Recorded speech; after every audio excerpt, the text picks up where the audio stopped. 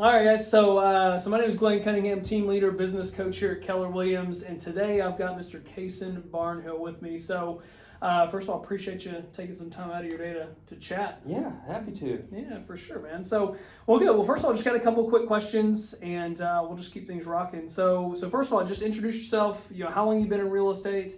I know you came from a brokerage before this and came over to us. We'll ask you a few questions about that in a minute, but how long have you been in real estate? What was your production last year? What are you looking like this year? Give me the rundown. Started about a little under 2.5 years ago. Last year, I believe I was right at 5 million. This year, I'm on track for a little over 8 maybe. Cool. Trying to shoot for about double that next year. Yeah. So Yeah, we're discussing around 15 mm-hmm. for next year. Awesome. Good deal.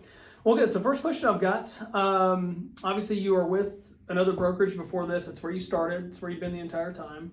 And you recently made a transition over here a couple months ago. So point blank, you know, why KW out of all the options you had out there? Well, so you pursued me for a year. There was definitely a lot of conversations had. I'm so slow to move. I'm not one to make a rash decision.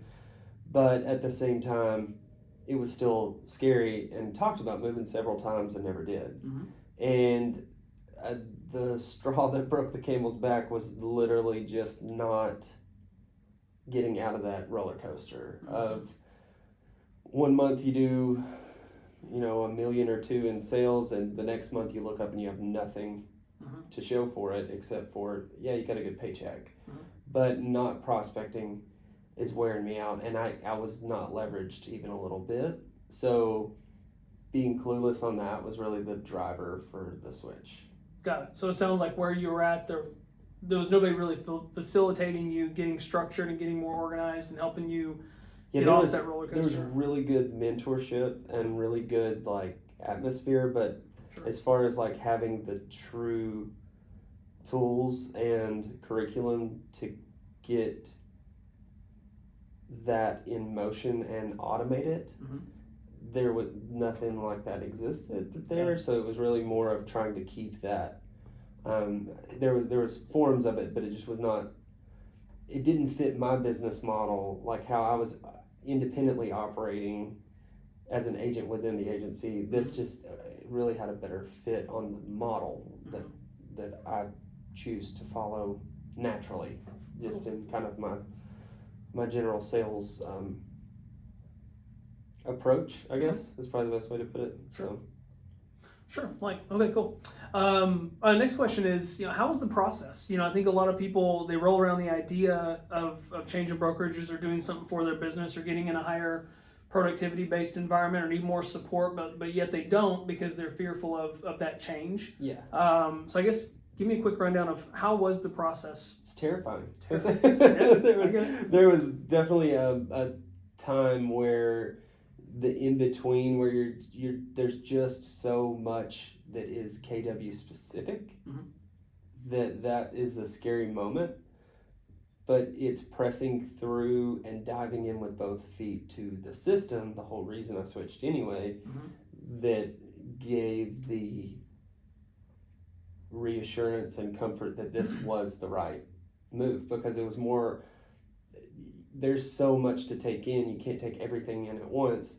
So it is a process, but it's the jumping in with both feet is the only way to make that make sense, right? Yeah, makes total sense. I think everybody's scared of change. It's just change is painful, and from what I hear from most people, it's more the fear of the unknown more than anything, because you just don't know what you don't know, and a lot of people are fearful that when they make a switch or make a change that their clients might feel some kind of way, or they just don't know what's going to happen to their business and their production coming in. Yeah, I think I was more scared of the severing of relationships, because I'm still very close to a lot of people there. Right. There's the great people, and they do great business. It's just a different style. Right. And that was the hard part for me to get to the realization of, was that it's a great place for a lot of people to be, but for my style, I'm not thriving where I should be. And I tried doing it on my own, and I failed. I think we talked about 3 times through that cycle of getting at the top of the roller coaster, falling off, and spending the next 3 months rebuilding Right. to only start it over again. Right. So Right. It's draining. yeah. Okay. All right. So when it comes to KW again, in what ways have we changed your business? What's been the biggest benefit? I know when you came to KW, you had 0 under contract, and you're doing phenomenally well now. So take me down that road for a second. So leverage is the short answer. Okay. It is 100% getting things off my plate that I can and letting go of what I can Mm-hmm. in order to focus on the things that drive new business, Mm-hmm. but also while not disservicing current clients. That's a hard Right. line to walk, where you're offloading things without giving up the attention to detail that you offer for your clients. Mm-hmm. So that's why I needed guidance through that, because there's no way I could have recreated that without tools, people, strategies to get that enacted, as well as I'd never touched my database before I got here. So it was essentially the first time tapping into that at all. And it's actually changed how I prospect, where, I probably leaned 80-90% off market prospecting to where now I'm 80-90% database driven. Yeah. And 10%, 20% off market driven. Wow. So Yeah, it's crazy. And so, well, take me down that path for a quick second. So 0 under contract when you joined us, and since you've been leveraging and working through Command and leveraging your database, what's moving and shaking now?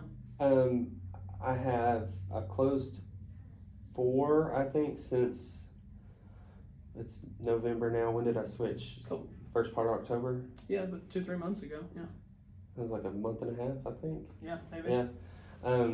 Yeah, it's September or October, but closed 4 since then, and I have 9 under contract now. So with That's awesome. about 4 buyers and maybe another 2 listings coming up. So That's awesome. Yeah, and most of that is leveraged through your database instead of just pounding phones all day. Yeah, not cold call, more just general touches. Yeah. Just checking in. It's amazing. And that I didn't think was possible I have probably 60 realtors in my personal sphere Mm-hmm. that I know personally, Mm-hmm. and they all have families, and all these people, I kind of discounted that to think like, oh, those people are off the table. Mm-hmm. Even some of them are related to a realtor and Mm-hmm. chose to go with me because I actively work real estate. I actively pursue a relationship, and Mm-hmm. I think that's the key, is relationships and No staying doubt. in touch. No doubt. Anything surprising since you've been over here? Anything that you weren't expecting that was like a pleasant surprise or was a good thing? I think, getting 9 under contract is pretty surprising. But Yes, other yeah. than that- So I think it was more of, I talked with a MAPS coach for a little bit, and I made a remark. I still think it's really funny. I said, database is like a long-term strategy. And she was like, well, you're wrong. And that's okay. You can be wrong, but you're wrong. And I was like, really? And she was like, yeah, it is a right now strategy. It is an always strategy. There's no working on your database to hopefully get a deal come through a year later. It's right now. And that was really the surprising thing for me, was trusting that fact and saying, okay, I'm going to go for hitting my database and repeating that, and doing as much to facilitate. Also went to Mega Agent Camp and got to learn a million business models and narrowed that down to 5, and that I've been working on trying to get the other 2 to 3 going, but I think that's like more growth in the future. So definitely just having the opportunity, if you take advantage of it. Like you could easily come here and do the same or less you did anywhere else. Right. But I think it's more of taking advantage of the opportunities, jumping in with both feet, diving into the system is really the trusting that works. So, but it actually worked, and that it was a surprise, right? So I didn't think it would actually work as well as it is currently. So Yeah, for sure. We already kind of touched on this a little bit. I still like to ask though, what tools have you been using that you found most useful since you've been here? Command for sure. I use the call and text feature. I never call or text anyone out of my database unless it's through the Command app, the user side, not the portal that you can operate Command mobily.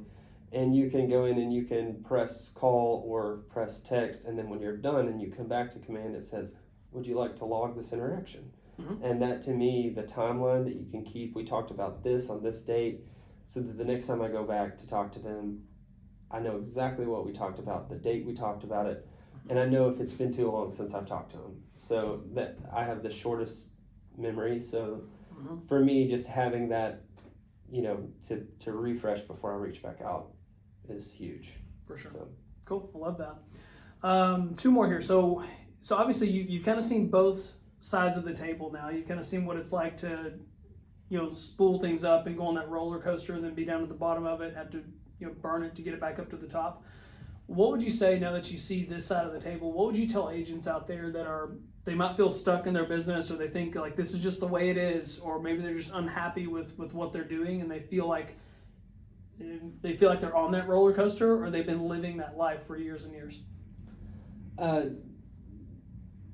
There is a way off of the roller coaster, and it's way faster than you would think. Like, I kind of anticipated, I talked with my wife about it before moving for a year. Mm-hmm. And then when we finally came to that decision, like, okay, truth be told, the decision was not, Cason, you have to make this decision. Mm-hmm. It's, you could make this decision and have a little bit more opportunity, or you could not make it and keep doing the same thing you're doing, right? Mm-hmm. And that not doing the same thing I was doing was the highly motivator for me. Mm-hmm. So it was more of, I'm not getting it done on my own. I've tried to do it without the help, but now that I have the help, it's been a month and a half, 2 months, mm-hmm. and I'm already surpassed kind of where I thought I would be in 6. Yeah, so that's awesome. That's, if you work it and you consistently do the work, mm-hmm. The money is a byproduct right. of the work. Right. It's not a matter, you're not working to get closings. You're working because that's what you're supposed to do. At the end of the day, if it's 10 closings or 30 closings in a month, you have taken your business to the next level because you put in the work. Mm-hmm. And the consistency pays off. Mm-hmm. So, absolutely. Okay. Well, let's wrap this up. Anything else you'd like to add? Any other final thoughts? Anything we haven't touched on? I do offer free golf clinic. Nice. I need that. For you. Yeah, appreciate it. Obviously, every Tuesday and Thursday at 4. No, I don't really have anything else to add besides. I think like if you're doubting the fact that it can work,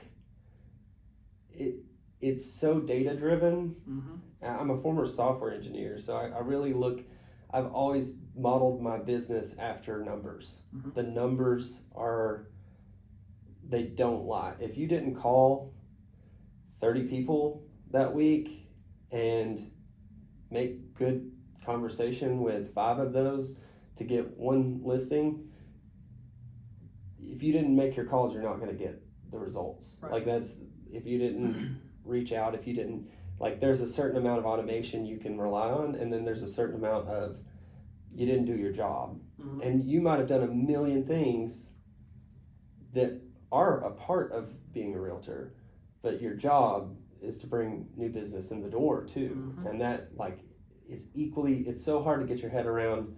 I want to always be the person that facilitates the clients, and they're so happy when they're done that I'm getting referrals, and mm-hmm. that's what I want. But at the end of the day, it's also my job to bring in new business. And if I'm not doing that, if I'm not doing the work, I'm not doing that. Right. So I think that's the biggest takeaway is I always relied on, if I call X amount of people, I know my conversion rate. Mm-hmm. and if you know what your conversion rate is on any sort of prospecting, then you know putting in that work, maybe one week the numbers look different, but the week after it could be double that. And that, I think there's so many times that I've called people and they're like, I meant to call you the other day. We actually got notice from my work that we were getting transferred and ready to list the house, and those conversations have happened in this month and a half. Like, it's not like I've been doing this for a year. It's a month and a half of work that has gone from 0 under contract to 9 in a matter of month and a half, and closing 4 already. So 13 under contract since switching. And 2 months. Yeah. It's crazy. Barely. So yeah, well, it sounds like too, it's what we say all the time. It's consistency, right? And I think since you've been here, kudos to you, because you've consistently met with me every 2 weeks. You've consistently met with our tech trainer way more than that. Yeah, that's huge. And like I was just telling Sam the other day, like just a minute ago, and I was like, this is huge to have this sort of one-on-one. Like, you can get mentorship at a lot of places, really good mentorship, but like one-on-one, just literal investing in growing your business, that's really hard to find, because most of that is left to the agent. It's like, well, if you didn't grow, you obviously were doing something wrong. Right. What was I doing wrong? And that's the question. It's like, okay, well, everybody's got their own style within the basics of how you approach it, but at the end of the day, it's contacting people, and if you're not contacting people, you're not getting new business. Right. And if you are, I'm very jealous, because I don't have people call me up and say, I would like to list my house. Right. This is very, very rare that happens. So most of the time, it's a matter of being in the forefront of your clients or previous clients or potential clients' mind, and you can't do that unless you're reaching out. Right. Well, if you take it back a second ago, it's like, unless you have people like tech trainers or coaches or mentors that are helping you on a weekly basis, if it's just left up to you, the problem with that is that you don't know what you don't know. Yeah. Right? And so if you did, you would have already fixed it. Right? If you did, you would have already been getting different results. And I think that's where people bump their head on a natural ceiling. Yeah. And we call it going from E to P, going from entrepreneurial to purposeful, because I think everybody has a natural ceiling that, your natural ceiling was pretty high compared to most people, right? But you're not going to get to 15 million from 7 by doing the same things. Having that conversation about, do you see yourself at 30 million being able to do business like you do at 5 million, right? Or 8 million or 10 million? That's the truth. If you want to grow, you have to change and evolve to accommodate that growth, and you have to get systems in place to actually. And that's the scary part, is you have to get those established before you can actually grow. And so if you're not doing that, it is a leap of faith. But I think there are ways to do that you guys have ideas that are free or very inexpensive to grow immediately, and then take that and run with it to where you reinvest in your business and you grow and grow and grow to where you're able to keep leveraging until you have a seamless team, or whatever you want to call it. So. Well, yeah, no, it's like what you said. It's like it all starts with the consistency of doing the same things every single day. And something Gary Keller always says is you have to fall in love with the boredom of success. Like, and we always say that success is simple, not easy. And so many realtors just want to be entrepreneurial and just run and gun and go do their own thing. And they're always going to be limited on what they're going to be able to do. And they're always going to be on that roller coaster because of that. And I think what you found since you've been here is you got people in your corner, you've got a high-end level of technology that's helping you be consistent, to consistently communicate with your people. And because of that, you've gone from 0 to 13 deals in the span of 2 months, which is phenomenal. And the secret sauce is that you just did what you were supposed to do. And it doesn't matter if you're a dual career agent or if you're a new agent. That's not that much work. To be honest with you, that is setting. I failed to mention this is like, I have childcare 2 days a week that I'm responsible for. Right. I'm on a 3 to 5 day a week schedule doing this, and I'm this week able to get the childcare situation worked out. So I will be on a larger. My quotas go up for myself, right? So what I need to hit, the numbers I need to be doing, and that's going to actually see an increase from there. So I think that's the thing to remember, is like, this isn't somebody working 80 hours a week, not even close. Right. But it feels like it sometimes, but you're essentially following the steps, repeating that process, and leveraging what you can to accommodate more growth. And that, what were we talking about? Just being able to continue at this style of doing business, the more business you get.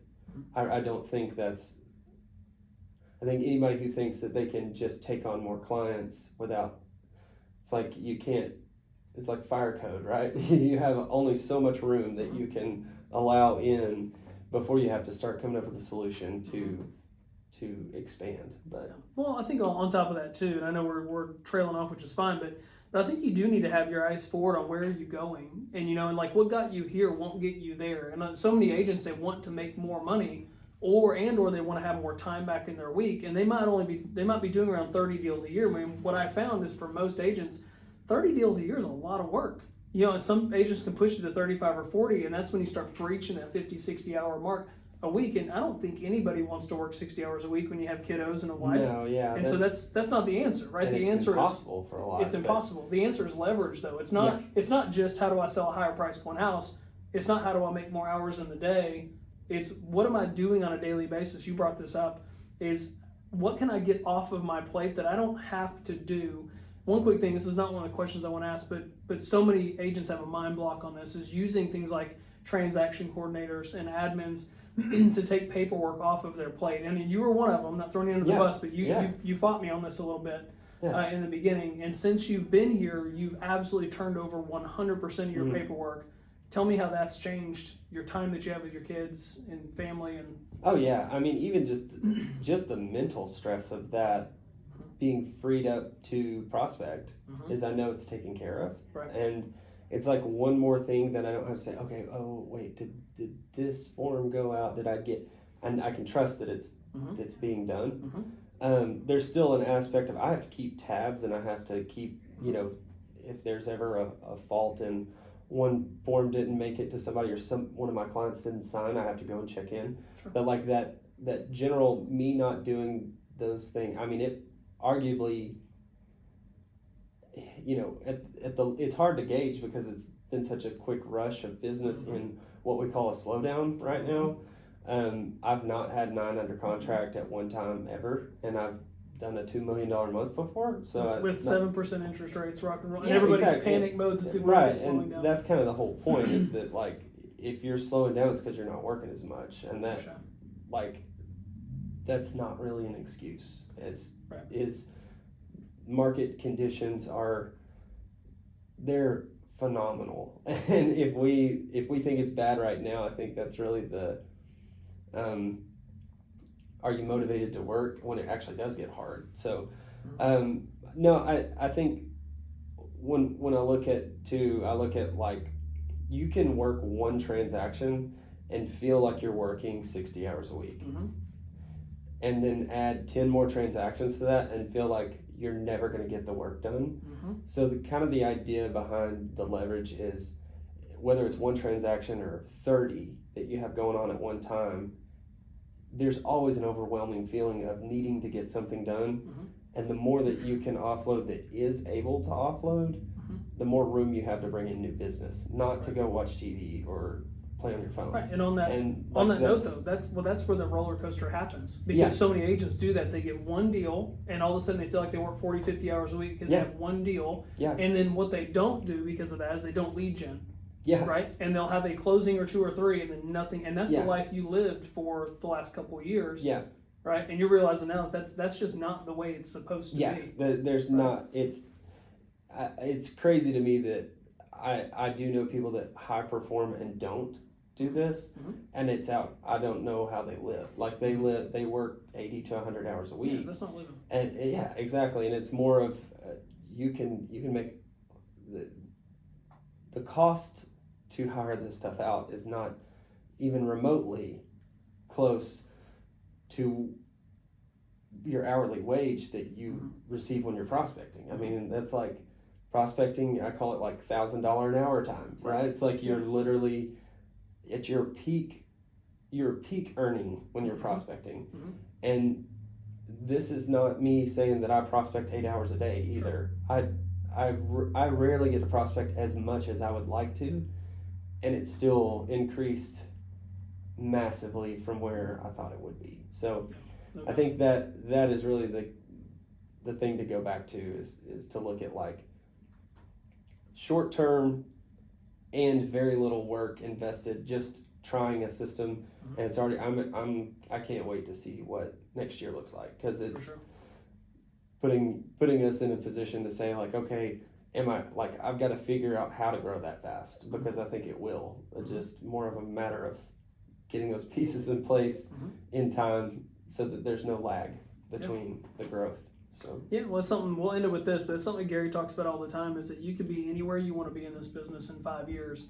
And that's from day one. In 5 years, you can be anywhere you want to be. And it's really simple. You know, again, success is simple, not easy, but if you get around the right people with the right systems and models and tools and support in place, like, you don't have to be trudging through mud trying to figure things out. Like, you can run. right, yeah, and I think that like fear of, I had that fear a lot when I first started as a realtor in general, was not knowing what to do. Was holding me, never really held me back, but it held me back from feeling confident to pursue it at the level I pursue it now. No doubt. And the support you get here actually could take you a lot further than you think if fear is a factor. Like, that's something that you're able to rely on the help to get you through the moments that maybe you don't know as much. And that, I mean, that's just part of it, but that's something I wanted to bring up too, is that you don't need to let any lack of experience hold you back from getting that experience. For sure. And there's people in place here that have been there, done that. Yeah. Right. So you don't have to go it alone and try to figure it out on your own. Like, just ask somebody. Yeah, and another thing that did shock me when I got here, just to bring this up, was everyone is so open about what they do. They literally will draw you the playbook for what they do on a daily basis to generate what they generate, and I've never seen that anywhere. It's always been, there's some trade secrets hiding back. Oh yeah, you got to do this, you got to do that, but like, laid out playbook of step by step everything to get where you got. And I think that's so awesome to see, because there, at the end of the day, it's not about what they did to get there. It's the individual that worked and did those steps. Like, what is it, like, almost no one takes action on any advice they're ever given, and that's the truth. Is if you don't ever take action on the advice you're given, it's never going to work for you. But there's a whole PDF, even from Mega Agent Camp, that I still have on my phone that I send to anybody who wants it, and they're like, oh, this is literally like 35 business models right here of how they did it, how they grew $150 million team, you know, $150 million a year team. And I'm like, this is crazy. Like, these people are actually I was still in shock when I was there. It took me like, I think like 5 sessions to get through when I watched that, to be like, oh, they're actually giving us their playbook. And it didn't click until I was like, they're laying, and so I started taking all these notes, and they're like, oh yeah, at the end of the day, we're going to send you an entire PDF of everything that we do. Yeah. And I was like, so I literally took that, and I, taken a few of those business models and tried to apply them. So I think that's going to help as well. Yeah, I love it, man. I love it. All right, buddy, we'll wrap it up. Thank you so much for your time. I appreciate it, man. Yeah. Cool. Thanks, dude. That's great. All right, thanks.